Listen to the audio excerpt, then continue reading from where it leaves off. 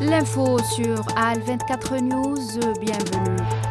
Les Nations Unies ont exprimé vendredi leur inquiétude face à la poursuite de l'agression génocidaire sioniste contre les villes de la Cisjordanie occupées, en particulier dans le nord. Pour le deuxième mois consécutif, le Bureau de la coordination des affaires humanitaires reste préoccupé par les opérations en cours des forces sionistes dans la partie nord de la Cisjordanie, les plus longues depuis le début des années 2000, a indiqué Stéphane Dujarric, porte-parole du secrétaire général de l'ONU Antonio Guterres lors d'un point de presse.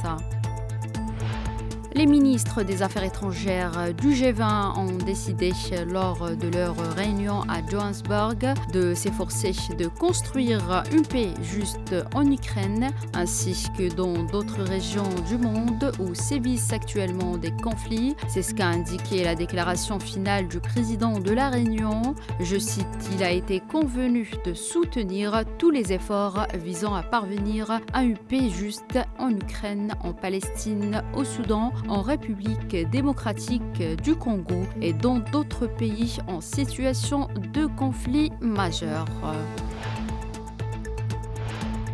Les partis allemands lancent ce samedi leur dernière force dans la bataille à la veille du scrutin législatif où l'opposition conservatrice part favorite malgré une poussée attendue de l'extrême droite. Dans un contexte tendu, le résultat de l'élection s'annonce crucial au moment où le pays et l'Europe sont sonnés par les annonces fracassantes de la nouvelle administration Trump sur la guerre en Ukraine et les menaces de hausse sur les droits de douane.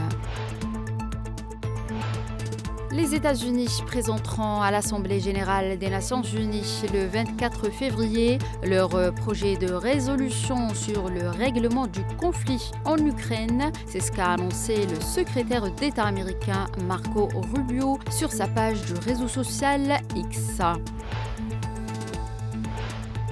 Et sur fond des tensions avec les États-Unis, Volodymyr Zelensky a appelé hier les Européens à faire plus pour garantir la paix en Ukraine. Je cite, « L'Europe doit et peut faire beaucoup plus pour garantir la paix et nous avons des propositions claires avec nos partenaires européens », a déclaré le président ukrainien dans son allocution vidéo quotidienne, tout en insistant pour que cela se fasse en collaboration avec l'Amérique.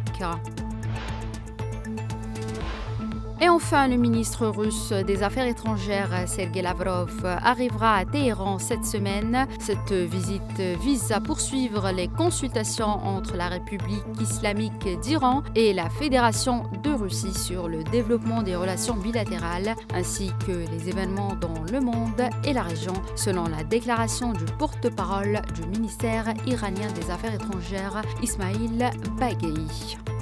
C'est la fin de cette édition. Merci de l'avoir suivi.